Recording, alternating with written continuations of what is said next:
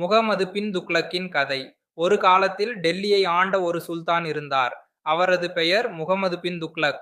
1325ஆம் ஆண்டு முதல் 1351ஆம் ஆண்டு வரை ஆட்சி செய்தார். அவர் மிகவும் படித்தவர். ஆனால் அவரது சில முடிவுகள் மக்களுக்கு பெரும் துன்பத்தை கொடுத்தன.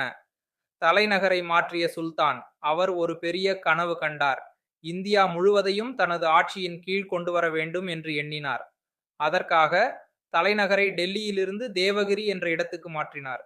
அந்த இடத்தின் பெயரை தௌலதாபாத் என்று மாற்றினார். ஆனால் இந்த திட்டம் பலிக்கவில்லை. மக்கள் தௌலதாபாத்துக்கு செல்ல விரும்பவில்லை. பலர் ஒளிந்து கொண்டனர். சுல்தான் கோபமடைந்து எல்லாரும் டெல்லிக்கே திரும்புங்கள் என்று கட்டளையிட்டார். அந்த நேரத்தில் மொராக்கோ நாட்டைச் சேர்ந்த இபின் பதூதா என்ற பயணி இந்தியாவுக்கு வந்தார். அவர் டெல்லியை பற்றி எழுதியதாவது: அந்த நகரம் காலியாக இருந்தது. மக்கள் மிக குறைவாக இருந்தனர். பணம் மற்றும் பஞ்சம். அலாவுதீன் கில்ஜி போல துக்ளக்கும் நிலவரியை உயர்த்தினார். மேலும் நிலவரியை பணமாக வசூலிக்க ஆணையிட்டார். ஆனால் அந்த காலத்தில் பணம் கிடைப்பது கடினம். எனவே செப்பு நாணயங்களை அச்சடித்தார். ஆனால் கள்ள நாணயங்கள் நிறைய வந்துவிட்டன. வெளிநாட்டு வணிகர்கள் வியாபாரத்தை நிறுத்தினர். சுல்தான் தன் தவறை உணர்ந்து மீண்டும் தங்க வெள்ளி நாணயங்களை வழங்கினார். ஆனால் அரசுக்கு நஷ்டம் ஏற்பட்டுவிட்டது. விவசாயிகளுக்கும் பிரச்சினை வந்தது. நிலவரி அதிகமாகியதால் அவர்கள் கிளர்ச்சி செய்தனர். சுல்தான் அதை கொடூரமாக அடக்கினார். பல விவசாயிகள் வயலை விட்டு ஓடிவிட்டனர். அதனால் பஞ்சம் வந்தது. கிளர்ச்சிகள் மற்றும் வீழ்ச்சி. துக்ளக் 25 ஆண்டுகள் ஆட்சி செய்தார். ஆனால் அவருக்கு எதிராக பல கிளர்ச்சிகள் நடந்தன. அவுத், முல்தான், சிந்து போன்ற இடங்களின் ஆளுநர்கள் தன்னாட்சி கோரினர். தென்னிந்தியாவில் புதிய அரசுகள் தோன்றின. பாமினி என்ற ஒரு முன்னாள் படைவீரர் தௌலதாபாத்தை தனது ஆட்சியில் சேர்த்துக்கொண்டு பாமினி சுல்தானியம் என்று பெயரிட்டார்.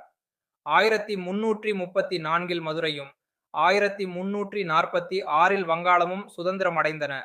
1351ஆம் ஆண்டில் மார்ச் 23இல் முகமது பின் துக்ளக் இறந்தார். அவரது ஆட்சி பல தவறுகளால் நிறைந்திருந்தது. தௌலதாபாத் நகரம் முழுவதுமாக அழிக்கப்பட்டது. ஒரு வரலாற்றாசிரியர் எழுதியதாவது: அந்த நகரத்தில் எதுவும் இருக்கவில்லை. அரண்மனைகள், வீடுகள், தெருக்கள் எல்லாம் பாழடைந்தன. ஒரு நாய் கூட அங்கே இருக்கவில்லை. இப்படி ஒரு பெரிய சாம்ராஜ்யம் தவறான முடிவுகளால் இப்போ நீங்க பார்த்த வீடியோ மாதிரியே நம்ம ஆப்ல ஒரு அனிமேஷன் ஸ்டோரி சீரிஸே வந்து கொடுத்துருக்கோம். பிளே ஸ்டோர்ல நம்மளோட குயிக் லேர்னிங் ஃபார் ஆல் இந்த நேம்ல வந்து இருக்கும். இதை வந்து லாகின் பண்ணிக்கோங்க. முதல்ல ஹோம் பேஜ் இந்த மாதிரி தான் இருக்கும். இதில் அந்த ஸ்டோர் ஆப்ஷனுக்குள்ள வந்து போங்க. ஸோ வரிசையாக எல்லா சீரிஸும் இருக்கும். இதில் வந்து டிஎன்பிஎஸ்சி அனிமேஷன் ஸ்டோரிஸ் இதுக்குள்ள வந்து போங்க.